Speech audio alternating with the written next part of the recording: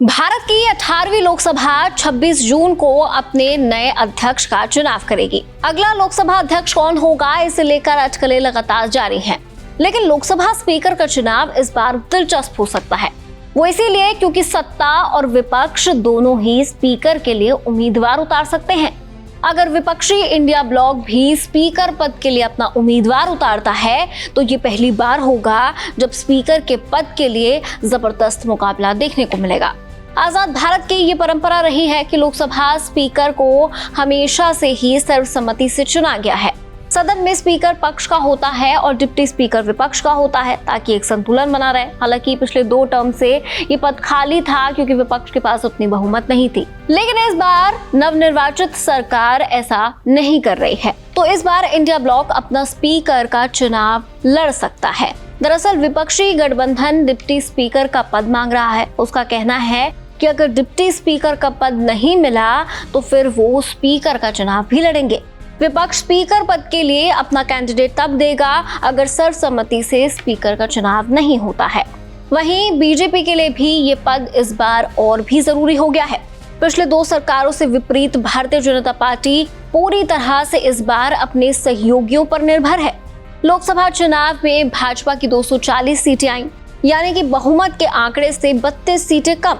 आंध्र प्रदेश के चंद्रबाबू नायडू की तेलुगु देशम पार्टी और बिहार के मुख्यमंत्री नीतीश कुमार की जनता दल यूनाइटेड भाजपा के सहयोगी दल है और नेतृत्व की सरकार में प्रमुख हितधारक बनकर उठी है। ऐसे में बीजेपी अपने पास स्पीकर का पद रखकर सहयोगी दलों को डिप्टी स्पीकर का पद देकर सबको खुश करना चाहती है। लेकिन सवाल है कि लोकसभा में स्पीकर पद का चुनाव कैसे होता है? क्या इसमें विपक्ष भाग ले सकता है? अध्यक्ष के चुनाव के नियम संविधान के अनुच्छेद 93 में निर्धारित किए गए हैं। वहीं अध्यक्ष पद नई लोकसभा की पहली बैठक से खाली होता है। प्रक्रिया के अनुसार संसद सत्र शुरू होने से पहले राष्ट्रपति नवनिर्वाचित सांसदों को उनके पद की शपथ दिलाने के लिए प्रोटेम स्पीकर की नियुक्ति करता है। लोकसभा अध्यक्ष का चुनाव बड़े ही सिंपल बहुमत से होता है, यानी कि सदन में मौजूद आधे से ज्यादा सदस्यों को लोकसभा के अध्यक्ष बनने के लिए किसी खास उम्मीदवार को वोट करना होता है। यानी बात सीधी सादी है, जिसके पास जितना समर्थन उसके जीतने की उतनी बड़ी गारंटी। बात करते हैं लोकसभा अध्यक्ष की शक्तियों की।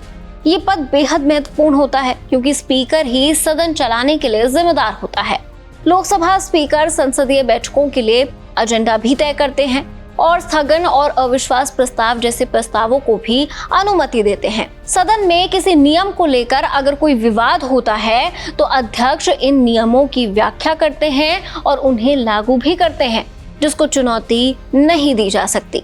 क्योंकि सदन में सत्तारूढ़ और विपक्षी दलों के सदस्य होते हैं, इसलिए अध्यक्ष की कुर्सी गैर पक्षपाती होनी चाहिए। बता दें कि लोकसभा अध्यक्ष के पास संविधान की 10वीं अनुसूची के तहत अनियंत्रित व्यवहार को दंडित और दल बदल के आधार पर सदस्यों को अयोग्य ठहराने का पूरा अधिकार होता है। संसद में अगर अविश्वास प्रस्ताव लाया जाता है तो इसे लेकर भी हर फैसला सिर्फ और सिर्फ स्पीकर का ही होता है। इसीलिए हर पार्टी के लिए ये पद बेहद जरूरी है। तो अब लोकसभा स्पीकर के इस पद को कौन संभालेगा, इसका फैसला तो 26 जून को हो जाएगा, लेकिन अटकलों का बाजार तेज है।